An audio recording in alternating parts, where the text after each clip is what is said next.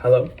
So today, this is going to be my information speech number 1, and it's going to be my deontological and consequential approach to viewing the issue of Bill C-16.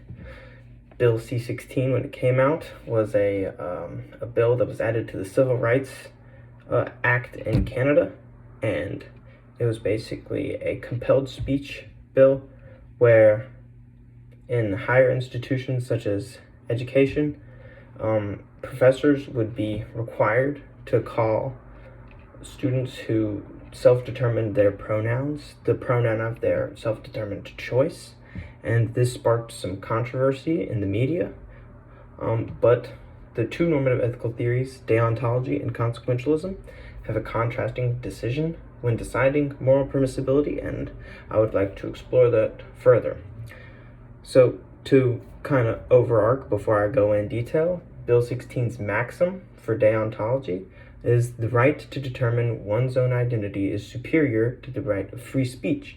And the first test when deciding whether this maxim is morally permissible or this situation is morally permissible through deontology, you play it out in society. So a person should take into consideration another person's self-determined identity before speaking to avoid any discrimination.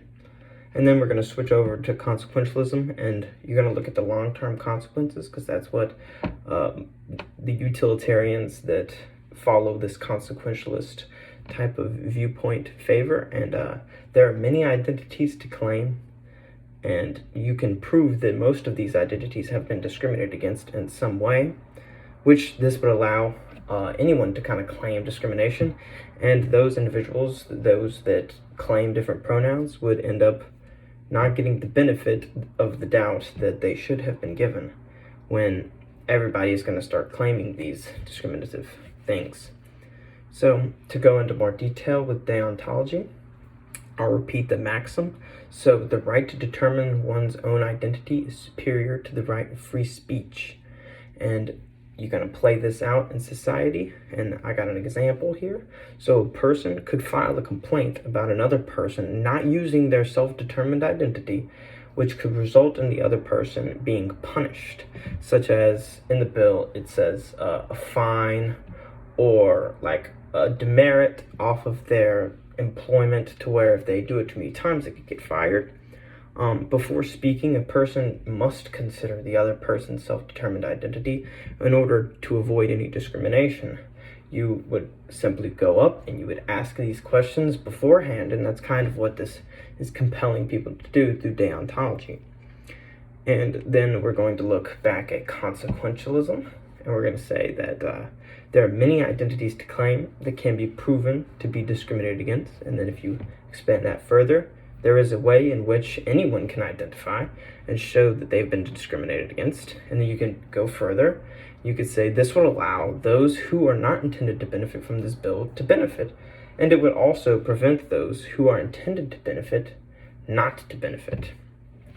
So in conclusion, the deontology perspective is a little bit difficult when trying to conclude moral permissibility, because you would have to say that the right of self-determination for pronouns is above the right to free speech, and that would end up in a hierarchy of rights, and it's kind of a hard argument to end with. And consequentialist perspective, as being an overarching view of utilitarianism, it does not find that it is morally permissible, Bill C-16, because the benefits do not outweigh the possible consequences of those people being further marginalized and discriminated against in society.